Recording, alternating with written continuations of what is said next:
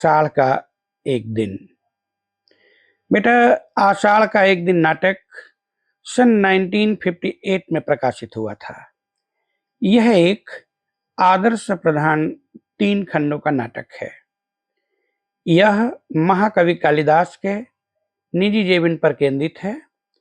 इसे हिंदी नाटक के आधुनिक युग का अगर प्रथम नाटक कहा जाए तो कोई अतिशयोक्ति न होगी।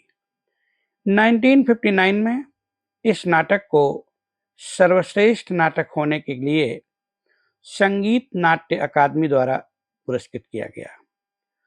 1971 में निर्देशक मणिकौल ने इस पर आधारित एक फिल्म बनाई जिसे वर्ष की सर्वश्रेष्ठ फिल्म का फिल्म फेयर पुरस्कार प्राप्त हुआ।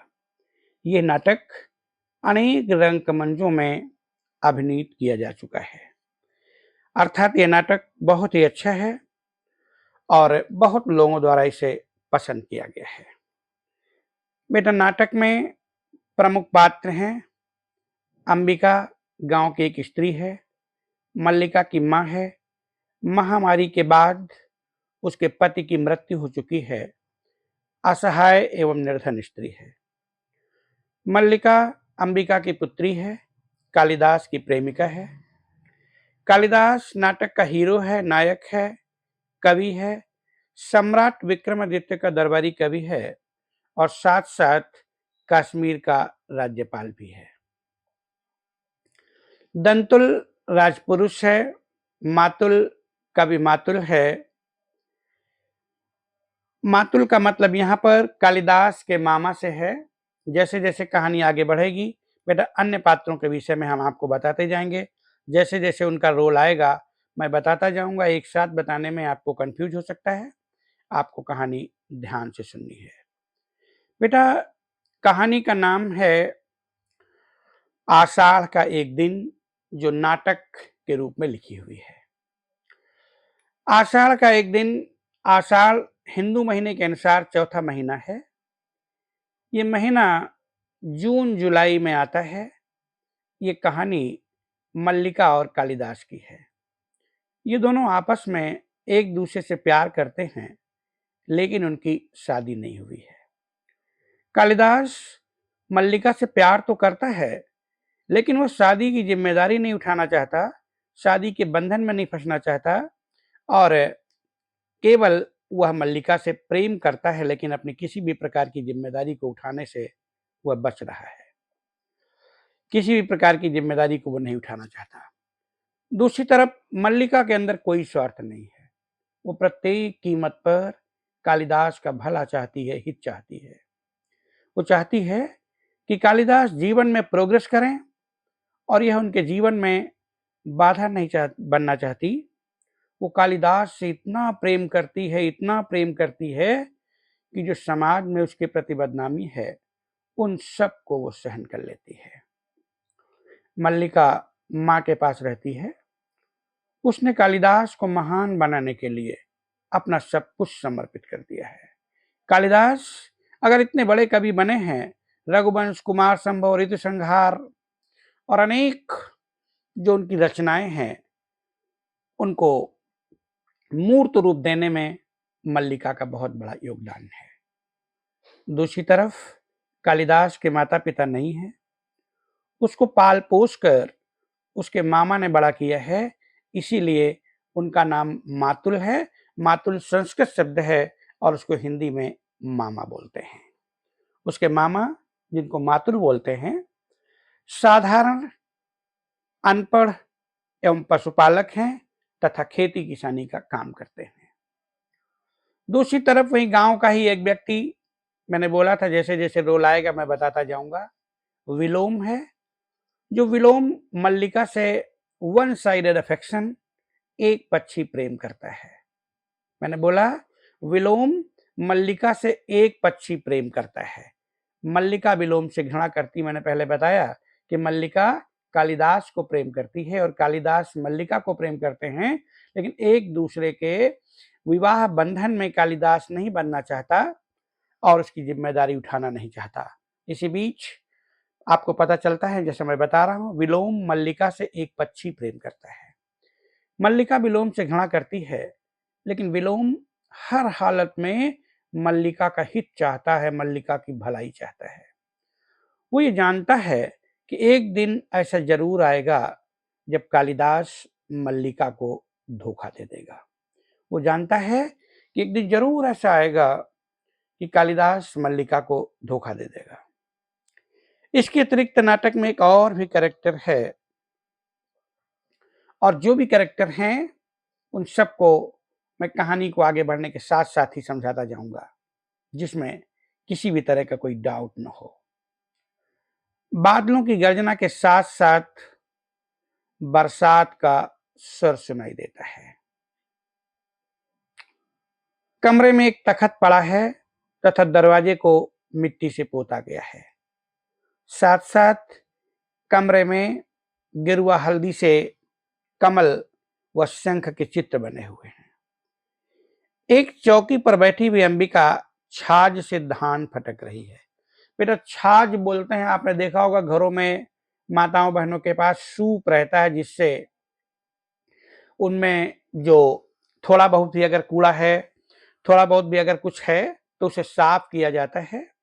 और धान होता है चावल का मूल रूप, उसके ऊपर कवर चढ़ा रहता है, जब उसको हटाया जाता है तो वो चावल निकलता है।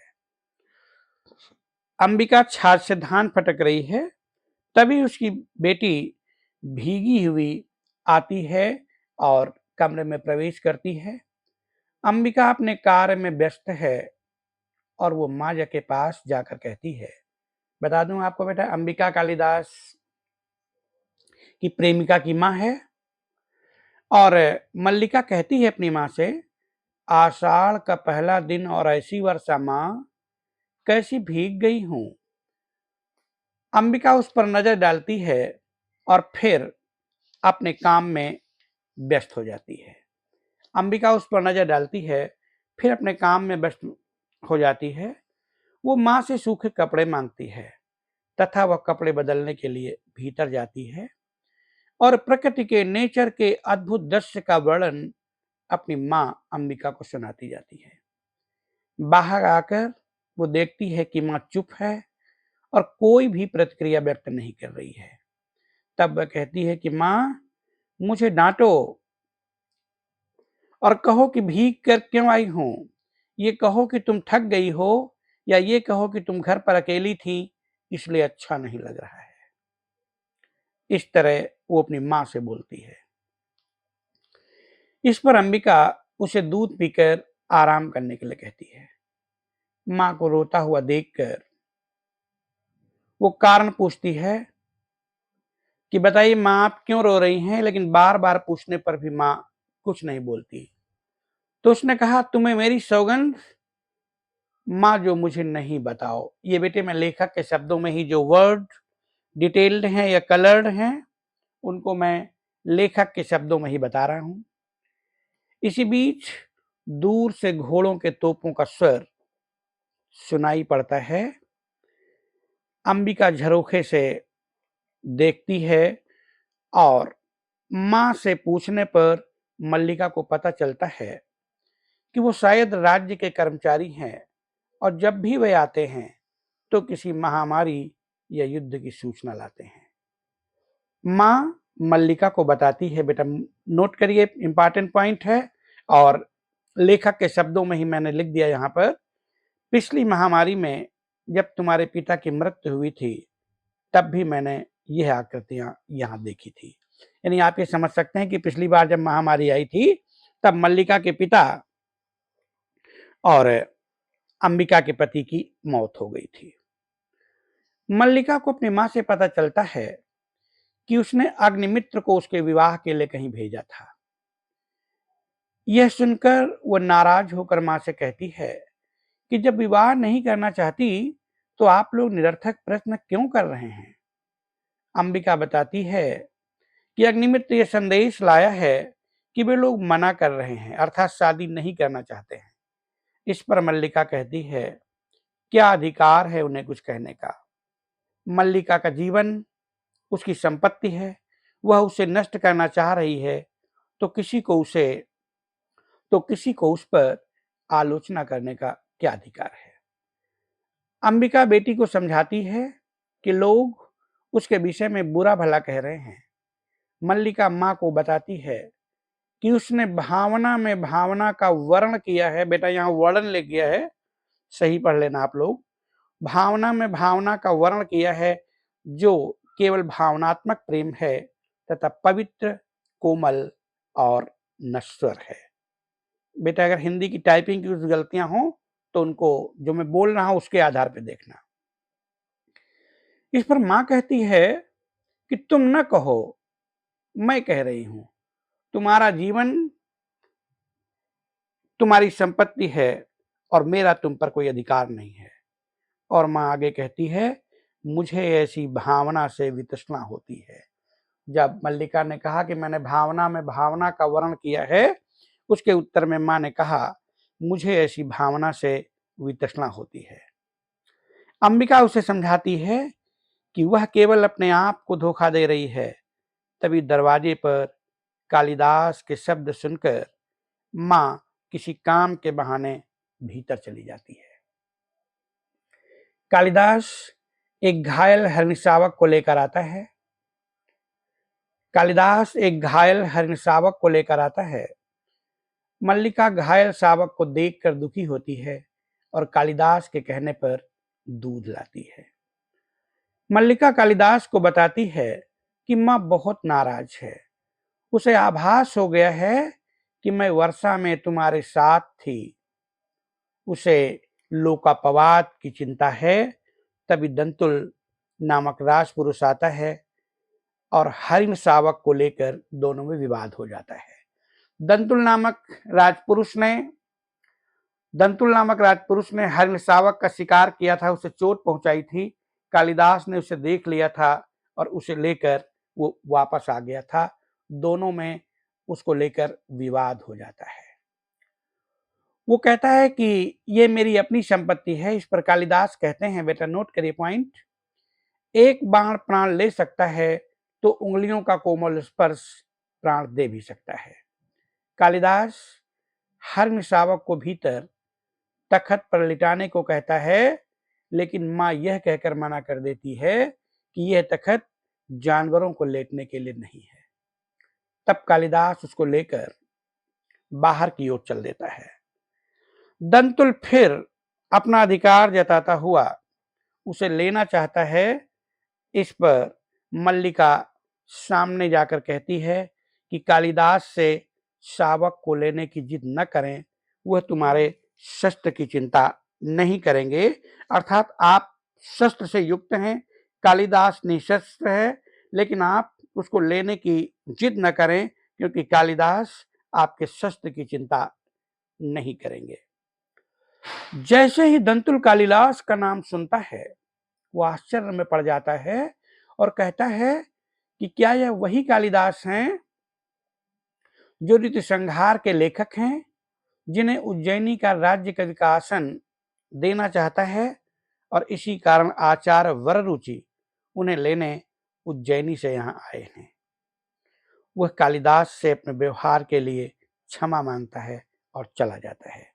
बेटा यहाँ पर यह बताना है कि जैसे ही मल्लिका के मुंह से वो कालिदास का नाम सुनता है, वो आश्चर्य में पड़ जाता है और कहता है कि क्या ये वही कालिदास हैं जो ऋतुसंहार के लेखक हैं और इन्हें राजा ने अपने दरबार में सम्मानित करने के लिए तथा राजकवि बनने के लिए बुलाया है। मल्लिका कहती कि हाँ, ये वही कालिदास हैं। तब वह कालिदास से क्षमा याचना करता है, अपने व्यवहार के लिए प्रार्थना करता है। मल्लिका आश्चर्य में पड़ जाती है और वह मां को यह समाचार देती है, लेकिन मां कोई प्रतिक्रिया व्यक्त नहीं करता चाहती। मल्लिका जाकर बताती है अपनी मां को, लेकिन मां कोई प्रतिक्रिया व्यक्त नहीं करती। वो कहती है कि कालिदास आत्म केंद्रित है, कालिदास सेल्फ सेंटर्ड है, उसे अपने अलावा किसी से मोह नहीं है। तुम भावना की बात करती हो, यदि तुमसे भावना का संबंध है, वो तो तुमसे विवाह क्यों नहीं करना चाहता। मल्लिका कहती है कि वो मामा के घर में गरीबी का जीवन जी रहा है। ऐसी अवस्था में विवाह की कल्पना भी कैसे की जा सकती है। अंबिका उसे समझाती है कि कल जब वो नहीं रहेगी तब उसका क्या होगा। इस पर मल्लिका कहती है, जिस तरह आज तक जीवन जिया है आगे भी वैसे ही बीत जाएगा, लेकिन वह अपनी मां से कालिदास के विरुद्ध कोई भी शब्द सुनना नहीं चाहती। उसी समय मातुल अर्थात कालिदास के मामा का प्रवेश होता है और वह कालिदास से संबंध तोड़ने की बात कहता है। मातुल मल्लिका से कहता है कि उज्जैनी के सम्राट कालिदास को सम्मानित करना चाहते हैं, पर वह सम्मान लेना नहीं चाहता। इस पर अंबिका कहती है कि वह उज्जैनी जरूर जाएगा, उसे पता है कि सम्मान प्राप्त होने पर उसके प्रति उदासीनता दिखाने से व्यक्ति का महत्व बढ़ जाता है। मातुल इसे मूर्खता कहता है, क्योंकि सम्मान न लेने पर सम्राट नाराज भी हो सकते हैं। यहाँ बेटे मैं बता दूं जो लिखा उसके अतिरिक्त कि मातुल आता है और कहता है मल्लिका से कि मैं कालिदास से संबंध विच्छेद कर लूंगा, संबंध तोड़ दूंगा। इसे पाल पोस कर इतना बड़ा किया, इतना योग्य बनाया, और जब सम्मान लेने की बात आई तो ये कहता है कि मैं सम्मान लेने नहीं जाऊंगा, मैं कौड़ियों में बिकने के लिए नहीं हूं, मेरी कविता कौड़ियों में बिकने के लिए नहीं है। इस पर मां अंबिका कहती है कि वो केवल दिखावे के लिए ऐसा कर रहा है, वो सम्मान लेने जरूर जाएगा और सम्मान के प्रति उदासीनता इसलिए दिखा रहा है ताकि उसका महत्व और बढ़ जाएगा। निक्षेप मैंने बोला था एक गांव का पुरुष है। निक्षेप गांव का व्यक्ति आकर मामा से कहता है, मातुल से कहता है कि आचार्य उसकी प्रतीक्षा कर रहे हैं। आचार्य माने आचार्य वररुचि, जिनको सम्राट ने कालिदास को लेने के लिए भेजा था, और वह इस ग्राम प्रदेश में घूमना चाहते हैं जिस प्रदेश में कालिदास की कविता को जन्म दिया है। जिस प्रदेश ने कालिदास की कविता को जन्म दिया है उस प्रदेश में घूमना चाहते हैं। कालिदास यह कहकर आगे चला गया कि वह राजकीय मुद्राओं से बिकने के लिए नहीं है। कालिदास को कोई खोज नहीं पा रहा है। इसी बीच गांव का पुरुष निक्षेप मल्लिका को बताता है कि कालिदास इस समय जगदम्बा के मंदिर में है, पर वो नहीं चाहता कि मातुल इस समय वहां जाएं, क्योंकि वह स्थिति को नहीं समझते। कालिदास कह रहे हैं कि अतिथि के लौटने तक वे मंदिर में ही रहेंगे, घर नहीं जाएंगे। अंबिका उसे कालिदास की चतुराई बताती है और कहती है कि कालिदास नाटक कर रहा है। लेकिन निक्षेप जो गांव पुरुष है अंबिका से कहता है कि कालिदास नाटक नहीं कर रहे हैं, वे वास्तव में पर्वत भूमि को छोड़कर नहीं जाना चाहते हैं। उन्हें राजकीय सम्मान का मोह नहीं है, कोई भी उनकी जिद को नहीं छुड़ा सकता, कोई भी उनकी जिद को नहीं छुड़ा सकता। इस तरह से बेटा कालिदास के विषय में वो निक्षेप बताता है। अब आगे बेटा आपको देखना है, वो मल्लिका से कहता है कि केवल वही उसे जाने के लिए मना सकती है, यानी वही उसे राज दरबार राजा के पास जाने के लिए तैयार कर सकती है। मल्लिका भी चाहती है कि कालिदास राजकीय सम्मान को लेने उज्जैनी जरूर जाए, अतः वह मंदिर जाने के लिए तैयार हो जाती है। इसी बीच विलोम, मैंने पहले बताया विलोम जो मल्लिका से एक पक्षी प्रेम करता है, लेकिन मल्लिका उसे घृणा करती है। इसी बीच विलोम हाथ में मशाल लेकर अंबिका के पास आता है। अंबिका उससे कहती कि जाओ, तुम यहां से जाओ, लेकिन विलोम बताता है कि कालिदास उसे पसंद नहीं करता, क्योंकि वह जो अनुभव करता है वह स्पष्ट कह देता है। वह अंबिका के प्रति सहानुभूति प्रकट करता हुआ झरोखे के पास जाकर कहता है। कौन कहता है? विलोम, जो एक पक्षी मल्लिका से प्रेम करता है। उज्जैनी जाकर राजकवि बनने से पहले कालिदास व मल्लिका का विवाह हो जाना चाहिए। अगर कालिदास उज्जैनी चला जाएगा तो पूरे गांव में बहुत बदनामी होगी। अंबिका विलोम से कहती है कि वह उसे अकेला रहने दे, पर वो कहता है कि वो कालिदास से बात करने यहाँ आया था, तभी कालिदास और मल्लिका आ जाते हैं। इसी बीच कालिदास और विलोम के बीच में विवाद हो जाता है। कालिदास और विलोम के बीच में विवाद हो जाता है। विलोम कहता है कि वह राजधानी के वैभव में जाकर ग्राम प्रदेश को भूल जाएगा, क्योंकि राजधानी के आकर्षण में व्यक्ति सब कुछ भूल जाता है। मल्लिका क्रोधित होकर विलोम से कहती है कि वह इस समय विलोम को वहां पर नहीं देखना चाहती। वह कहती है कि मैं यहां पर आपको इस समय नहीं देखना चाहता। इस पर विलोम कहता है कि वह तो अंबिका से मिलने आया था। विलोम कालिदास से प्रश्न पूछता है कि क्या वह अभी तक वही कालिदास है जो कल तक था। मल्लिका कहती है कि वह बेसिर पैर की बातों को क्षमा के योग्य नहीं समझती। यानी दूसरे शब्दों में कहती है कि जिस तरह की बातें आप यहाँ पर कर रहे हैं, मैं आपको क्षमा नहीं करूंगी।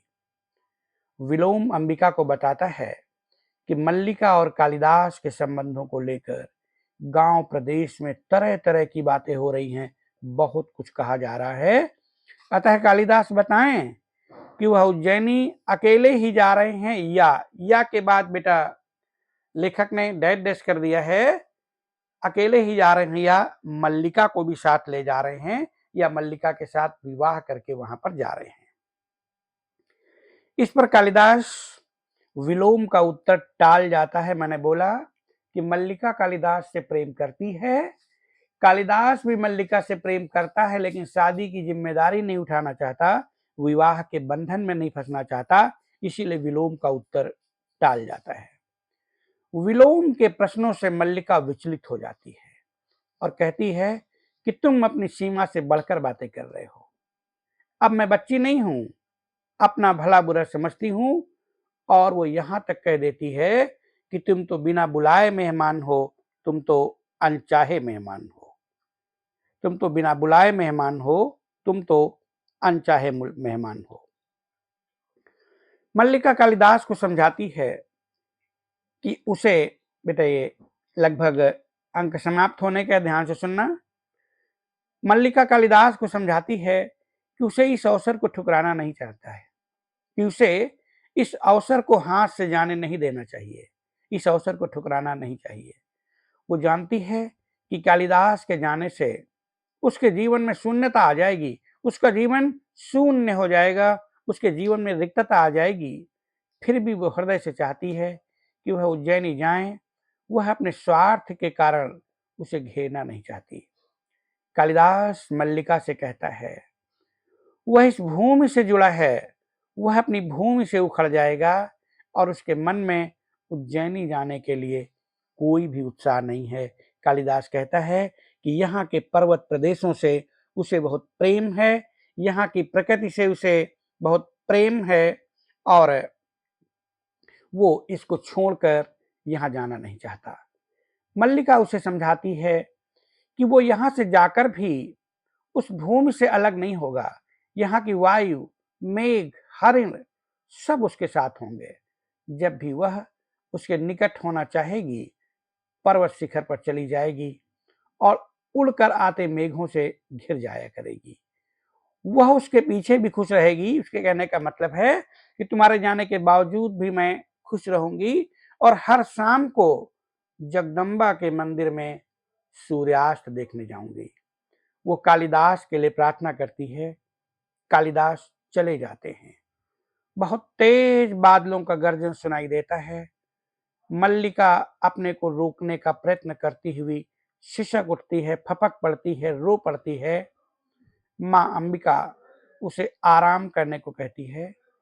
मल्लिका कहती है कि उसकी आंखों से बहने वाले आंसू दुख के नहीं, सुख के हैं माँ, तथा माँ के वक्ष पर अपना मुंह छिपा लेती है। और इस प्रकार नाटक का प्रथम अंक समाप्त हो जाता है। बेटा मैंने अपने शब्दों में लिखा है और अपने शब्दों में आपको सुनाने का प्रयास किया है। मुझे लगता है आपको इस नाटक की कहानी समझ में आ गई होगी। अगर आपने किताब ना भी पढ़ा होगा, 2 बार आप इसे सुन लेंगे तो किसी भी प्रश्न का उत्तर देने में आप सक्षम होंगे। अगर मेरे पढ़ाने का तरीका आपको अच्छा लगा हो तो लाइक, शेयर और सब्सक्राइब करें तथा अपने दोस्तों को भी ऐसा करने के लिए प्रेरित करें। Thank you.